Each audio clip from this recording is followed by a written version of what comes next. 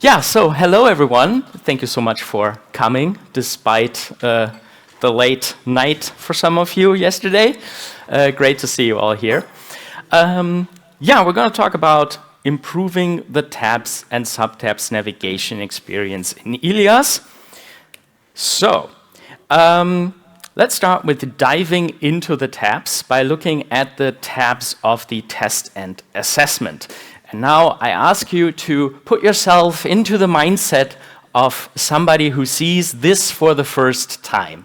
Maybe you are a teacher, maybe you heard, hey, ILIAS is great for making tests. Maybe you have seen a test with some multiple choice questions or an essay question or close question, and you think to yourself, hey, I'm going to try that at the end of my course curriculum. I'm going to make a quick multiple choice test to just ask my students a couple questions, and then you open the test for the first time, and this is what you see. And yeah, you might not know where to start. All of this is pretty overwhelming. So many options that are shown right there. ILIAS is very, very powerful. There's a lot you can do with it, as we can tell from this list of options. But that can be very overwhelming to beginners, and advanced users get used to it. That's a little bit of a problem. Like, if you use ILIAS every day, you're not going to see this as a problem anymore, because you know what you're looking for, you know not to look at the wrong options, not to click on the wrong thing. But I would promise you, if there were ways how even advanced users can get more done faster, that would be great for everyone. So in this talk, I want to explore a path to more clarity and less misunderstandings. And the big challenge that we have here is how do we give the users what they expect so they don't get frustrated or have to be creative, like this little end user in this GIF. So at the end of this journey, I'm already showing you where I ended up. Right from the beginning, so you can always see where we're moving towards. Keep in mind that this is a work in progress. I don't say that we have to do it like this tomorrow. This is just the state of this research, exploration, experimentation.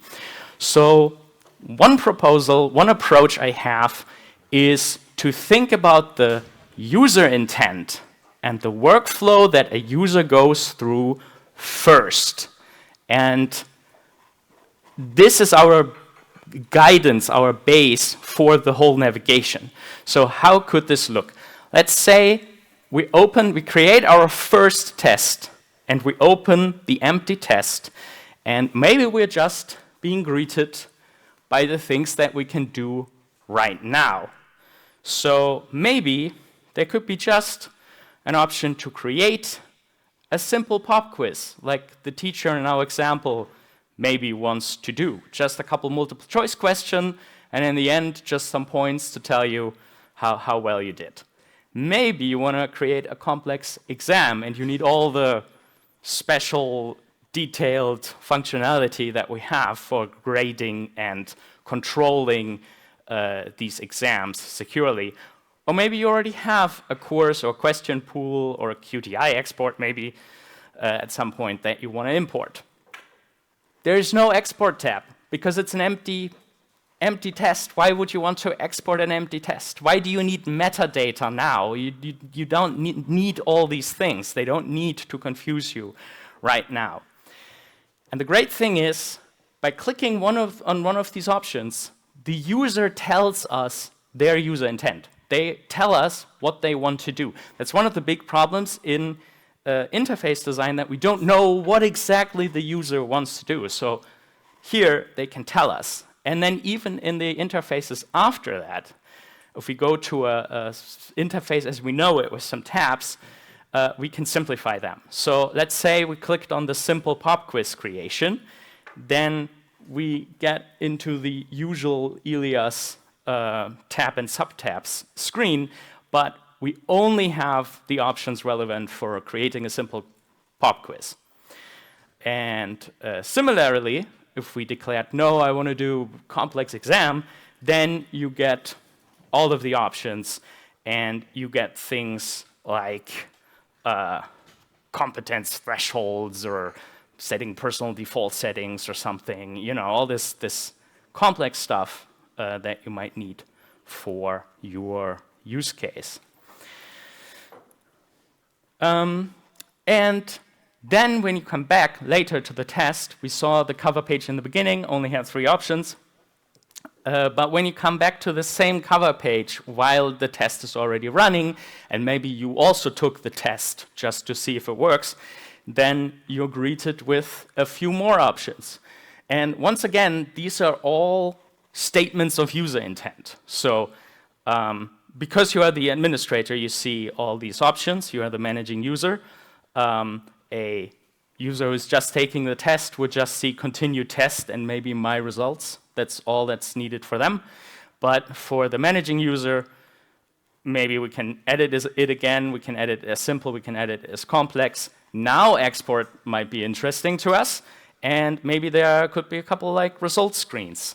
But this is also, like, by splitting the result from the editing, you're splitting the 2 ends of the workflow, you know? Creating is something different than seeing how it went.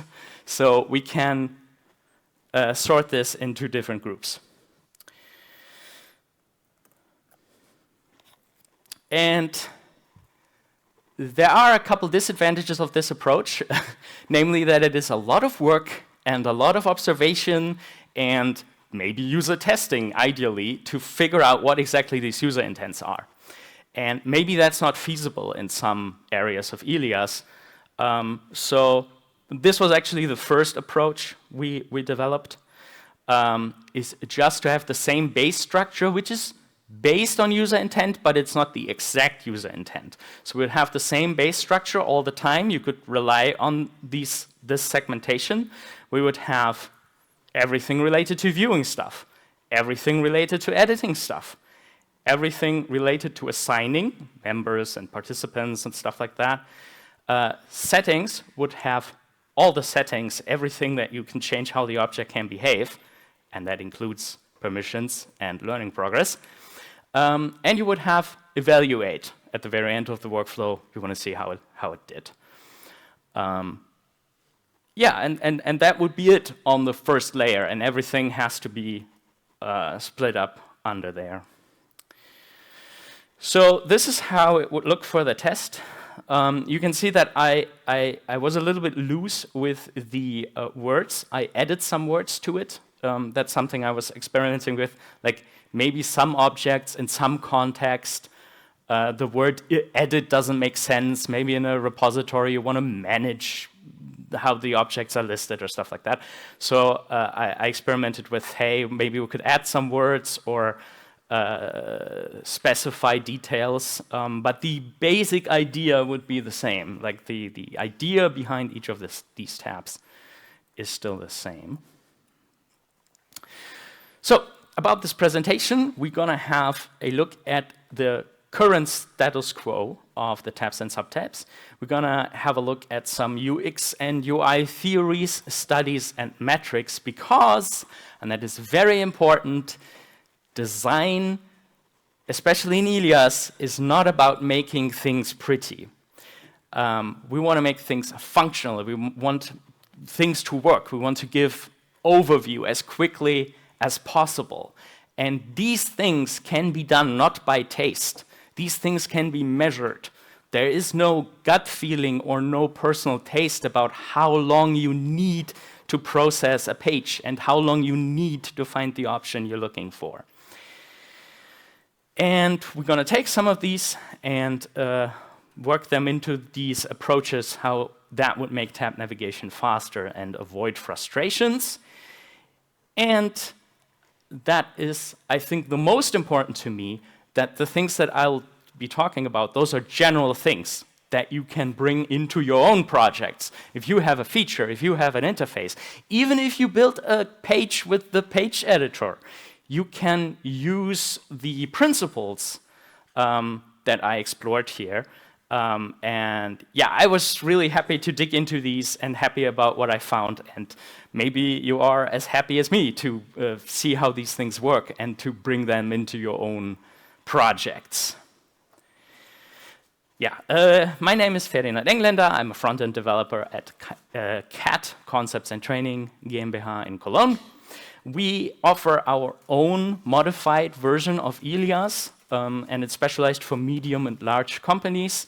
So it has a couple more functions more suited for the business world, and a couple of things that are more suited for universities are left out. And then that is CATE, our learn management system. And I'm one of the ILIAS CSS style code authorities in the community, so I had the privilege to dig myself very deeply into the style code and analyze what's going on there. So how did this exploration, this project came to be? We noticed some issues, most of them reported from users. They gave us feedback, but of course also when we were using ILIAS, we were noticing these things, that sometimes you feel a bit lost, sometimes it takes a long time to figure something out, or what I find the most frustrating, if I know I know that this option exists, but where was it? Was it in this tab, in this sub-tab? So these kind of stuff happen, and sometimes you click on something and something unexpected happens, these sorts of things. So we dug out the old tomes and had a look at what was made in terms of previous guidelines for the tabs. And I found a feature wiki entry from 2010, and there was a project to streamline sub-tabs. And there were some good thoughts on order on consistency, but very little depth and grounding in data and UX best practices. It was more or less a document like, this should be the order, info should be on the left, and settings should be called settings and not properties. And there was a little bit of regulation there, but not as much as I had hoped to find. So I picked up those strings a little, and we made a workshop at Concepts and Training in July 2025. That was one entire day, and members from CAT, Niels joined, University of Bern, Yvonne was there, and University Hohenheim, Dennis Strassner. And we sat together and we had a look at all kinds of screens. We identified obstacles and inconsistencies that might confuse users, to just naming them, just collecting them. Then we experimented with alternative and refined structures to simplify and enhance the tab navigation. We brainstormed how the new approaches would work in different areas of ILIAS. And this is where the second approach was developed, with the always the same structure kind of thing. And then I wrote a paper about this for two reasons. First of all, writing down the findings from the workshop so that they don't get lost. But also, with some days distance, I wanted to think about, are some things really that good, or how could we do differently? And the result was the first proposal that I showed. Good UX is not taste, but can be measured. One of the most important things to measure in UX is time. In most situations, the faster a user can complete a task, the better the experience. That is not always the case. Sometimes you want them to be a little bit slower, for example, in a registration form, or whenever you want people to be very, very careful, you might want to slow them down a little, but generally, less time is better. And this is one of my favorite metrics we're going to talk about, is lostness. So you can measure actions. You can measure clicks and triggers, and those are notable because they require physical and mental activity. And then if you reduce the number of actions necessary, that often feels better and less straining. Also, there are exceptions to this. Sometimes more clicks can be better. If you want to focus and you confirm that with a click, then that is not a bad click. But generally, you want to keep the number of clicks low. And you can also compile that into a lostness score. And the lostness score is when you observe someone and you count, for example, the total number of pages visited while performing the task. You count revisits to the same page versus the minimum optimum number of pages that must be visited to accomplish the task. And then if you see a huge discrepancy in this number, you see that somebody goes on a page, don't find what they're looking for, they go back, they go to another page, and what they're looking for is also not on that, they go back, then the lostness score increases. So, user intent and mental model, this is one of the most absolute important things in creating good interfaces. You already heard me say the word user intent a couple of times. It's exactly what it sounds like. It's the purpose of a user's series of actions. What do they intend to achieve? I like to see that as a task. Like if somebody gives you a task, create a test for my course, then that is a user intent. Then there's the mental model. The mental model is what users know or think they know about a system. For example, we all know how a volume control in a video player has to work. We know that they should not work like this, which is a very cool experiment where some designers came up with some impossible ways to do volume control that are very, very frustrating. And that's a great example for if your mental model isn't met, if your picture, your expectation of how this thing should work, it's a volume control, it should be a slider and then grab and move. If you don't fulfill that, you potentially frustrate your user a lot.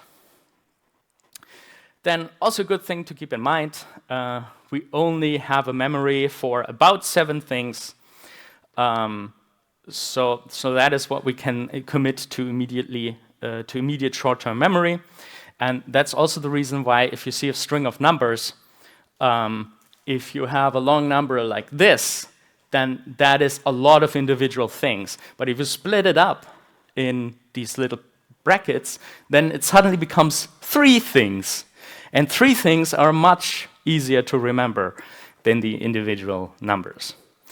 So yeah, grouping similar things together is a very good thing that releases a lot of pressure on the user.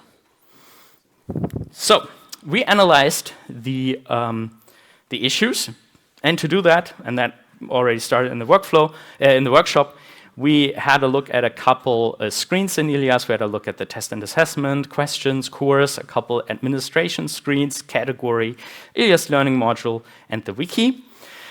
And we did it roughly during the workshop. And after the workshop, I actually went ahead and tagged all of the options with a tool that's usually used by scientists to mark bacteria or something in a petri dish or something like that. But I used it to tag the types of options that we find on screen. And I had also tagged, and during the workshop we already looked at this too, we also included the drop-down and the toolbar, because sometimes these options are also in the tabs, or options that are in the drop-down are in the tabs, or sometimes in the drop-down, and stuff like this. So it was important to have an overview what goes where in this whole header space. And we landed on looking at all of this. We landed at a couple different categories. We landed at settings of this object, the object that you opened. View and working through content, view and working through reports, create content, manage and create sub-objects. Later on, by the way, I put create content and manage sub-objects together. But at this state, I wanted to be able to, separate things and really see before I group them together again. Connect this object with other objects, adding participants, adding members, and in other views, the examples are from the test. In other views, we found actions, things that immediately triggered an action, like unsubscribing, and navigating back or navigating up. And During the workshop, we already noticed that something wasn't quite right here, and later on, I really went on the base of this because there's a little bit of a problem of what counts as an object or sub-object. And I ended up defining this as anything that feels like an object to the user and not to the programmer. So, you know, there are things like a calendar. Users know calendars. They hang on the wall. They're one tangible object. But to a programmer, a calendar might not be even an object. It's like collecting stuff from different sources and stuff like that. Questions or comments. Comments in ILIAS don't belong directly to the object that creates them, but to the user. If I create a comment in something, I feel like I added the comment to this object. What counts as setting? Similar problem. Anything that feels like how the object behaves, but then you have permissions and learning progress, which kind of exist separate from objects and can be attached to objects and stuff like that. But to user, it feels like if I set up something about the learning progress of the test, then that's a setting of the test. What counts as content? Created, uploaded elements like text or images, later shown again, more or less verbatim. There could be other stuff around them, but shown again to the same or other users to be read and interacted with. And by this definition, as I told you, here we make the distinction. A question would be managing sub-objects. The question text is content. Yeah, the important thing here is we need to think like the user. We need to do a switch in perspective. And what is happening here is the difference between mental models versus the implementation models. So mental models, as a reminder, what they think it is, what they think how it works.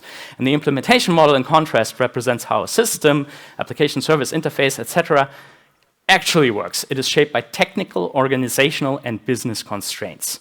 And ILIAS, unfortunately, is very often, not always, not everywhere, but it's very often a list of functions that ILIAS can do, which is great, but that is a mapping of the implementation model. It's not a mapping of the mental model. And one example, booking a flight, you have this very simplified interface with the minimum amount of data that you need to give in to get some flights out of there. But under the hood, it's a highly different thing. It needs to check different airlines, try out different connection flights, and, you know, is it better if you switch in Atlanta? Is it better if you switch in New York? And, you know, there are a lot of processes that the user might not be aware of that happen. And that's a very good example for the implementation is something different. There's a facade on top of it. So, with that, we could measure the status quo. We had a look at, in total, 20 screens as a view with the same header inside an object. Main tabs are only counted once per screen. Tabs with the same name on different screens are counted again. So the learning progress in course and the learning progress in test is counted again. This is the count that we ended up in. And personally, I think the most interesting things are like, you know, large numbers, because that gives you a hint that that is what this object is actually made for. And then you always have like these small numbers. Yet 2 times you could trigger an action in tabs. Might be an indication that we don't want to do that. And you could also see when the toolbar was doing the job of another thing. So managing sub-objects 35 times is done by tabs, and 1 time the toolbar does that. So maybe this should also be a tab. So what are tabs for? In general, how are they defined? There are 2 types of tabs. There's in-page tabs. They present related content within a single page, and you switch through different aspects of this page or object. And then there's the navigation tabs, where you actually jump away.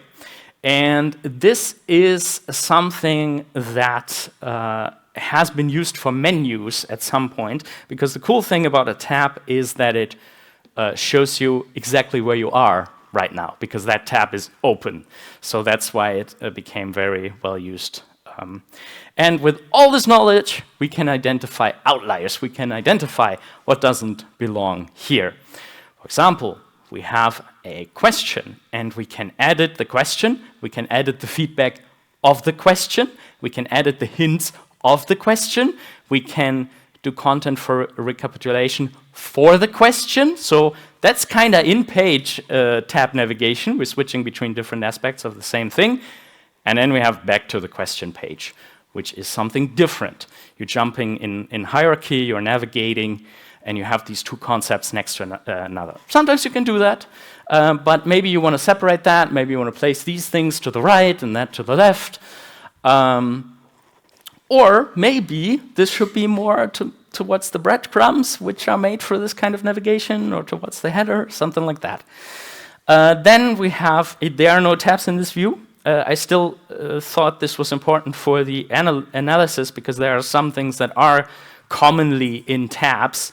And then this screen also has like a learning progress button where you get to the learning progress. Then there is in the drop-down learning progress settings, you get to the same page. Weirdly, it's rendered differently, but it's the same form on it. And yeah, these kind of screens, I think, also can benefit from having clear guidelines and having clear rules here. Inside-out actions, we already talked about that. Sometimes you have the learning progress, or always you have the learning progress as a main tab. It might be a subtab of the settings main tab. Actions as tab here, unsubscribe from course is clearly an outlier because it doesn't navigate to a page. All right, refining tab architecture. So we want to split these up, different types of options into groups, putting the user intent first and supporting concept and developments with smart systems. So this should also be smart from the programming side. If we give programmers, consumers clear buckets to put pages in, then we also might help developers to be less confused and give them guidelines on how to do things and not have them guess what feels right. Yeah, we already talked about this. We saw these two screens. General user intent. Here, I just wanted to add that, I think it might be worth calling them something different sometimes, like view could maybe also be explore, learn, and launch. Edit could be create, manage. Maybe we put the name of the object or sub-object there to make it very clear. Assigning, maybe also with the name of the sub-object, participant, and member. Settings, evaluate. Yeah, so we got all of this. I think we talked about this enough. So the thing that I recommend, the minimum, would be to have a look at some of these inconsistencies. Back or back up buttons should move out of the tab area. I recommend that we avoid duplicated options across toolbar tabs, subtabs, and dropdowns, but strengthen what they are actually meant for, so users can reliably always find this kind of action in the dropdown, always find this kind of action in the main tab. Reduce number of tabs and move content into subtabs where possible, maybe by separating pages and views by user intent. I'm a big fan of that. Actions should never be in the tab. And toolbar and drop-down action should not lead to a settings page, because we teach the user, hey, the tabs are the things that guide you through settings. Toolbar location is deprecated anyway, and there are interesting other projects attaching them to the table component, for example. So, conclusion. ILIAS could benefit a lot from bringing user intent into the interface. Tabs are still one of the best ways to navigate between a collection of views. So in many cases, this is actually the right tool. We saw 53 main tabs, open settings, and that's really good. We're on the right track there. A break-in pattern, however, indicates that system or grouping could be optimized, and that is something that you can always look in your work. You can ask yourself, is this breaking a pattern? What do I establish here? Do I break what I establish? Yeah, and by following user intent, we can sort and nest tabs in ways that feels more intuitive and frictionless to the user. So there's a lot to do if we want to bring more of that into the interface. We can stay in touch. You can write me an email. And also, we have the CSS squad in the ILIAS Discord server. If you ever have a technical question about things that go wrong in the style code, that's a great place to stay in the loop. Wonderful. Thank you so much for listening.